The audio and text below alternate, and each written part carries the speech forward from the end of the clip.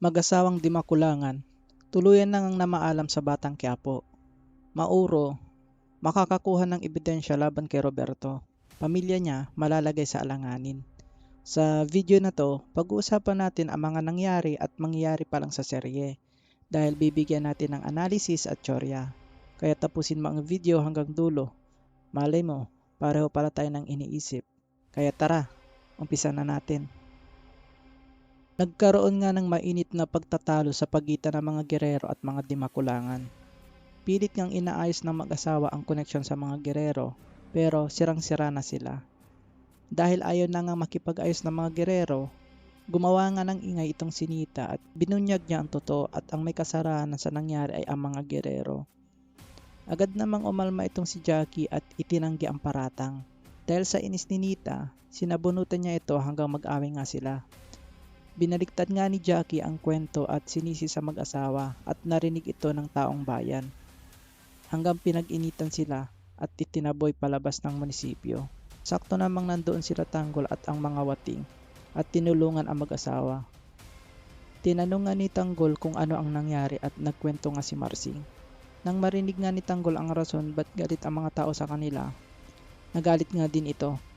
At inamin ni Tanggol na sobrang galit siya sa mga mag-asawa. At inamin din niya na hindi siya ang pumatay kay Mokang at Edwin.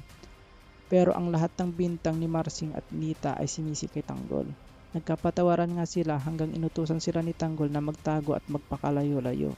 Ginawa naman ng mag-asawa pero nasundan sila ni Jason at ang mga kasamahan nito. At dito na nga tinapos ang kwento ng mag-asawa. Sobrang nagsisisi nga sila sa mga nagawa nilang kasalanan.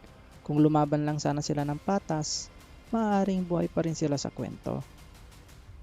Nalagay nga sa kapahamakan ang pamilya ni Mauro matapos sundan siya ng mga Red Phoenix. Pinagsususpetsahan kasi nila itong kumuha ng ebidensya laban kay Roberto. Dahil nakuha na din ni Mauro ang loob nila Roberto, Spinelli at Red Phoenix, kaya nagpakapante sila. Ang hindi nila alam, pinasok na pala sila ng daga. Pagtapos nga makausap ni Spinelli itong si Mauro, nagpaiwan nga ito dahil kukuha nga ito ng ebidensya. Nakapag-video naman siya at muntik na siyang mahuli ni Kidlat. Maaring kinompronta nga ni Kidlat itong si Mauro at nagkunwari na lang itong may hinahanap. Ginawa niya ito para gamitin kay Roberto dahil sa panlalaglag sa kanya. Nang makita nga ito ni Kidlat ay maaaring sinabi niya kay Lucio ang kanyang nakita. Nang makauwi nga itong si Mauro sa kanila, saktong nandoon naman sila Tanggol at ang mga wating. Nagkausap-usap nga sila sa nangyari at sinabi din nila ang nangyari sa munisipyo. Ganon rin kay Ponggay. Dahil nalaman na nga nila na may katiwalian sa gerero, gusto nga ni Tanggol na makahanap ng matibay na ebidensya para mapabagsak ang mga gerero. Sumabat nga itong si Mauro na mayroon siyang nakuhang ebidensya. Sa scene ito, mukhang magugulat ang pamilya ni Mauro sa pinakita. Ang akala kasi ng mga ito ay nagtinaw na siya, pero hindi nila alam ang buong kwento kaya nagawa ni Mauro ito. Nang maipakita nga ni Mauro to kay Tanggol, sakto namang dumating ang mga Red Phoenix. Pinaulanan nga sila ng bala hanggang tinamaan nga itong si Linda at namatay.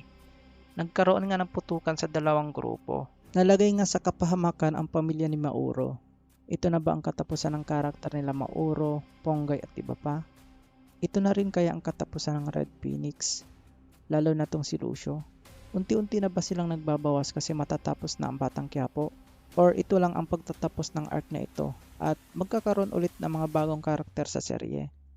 Ano sa tingin nyo? I-comment mo na yan sa baba.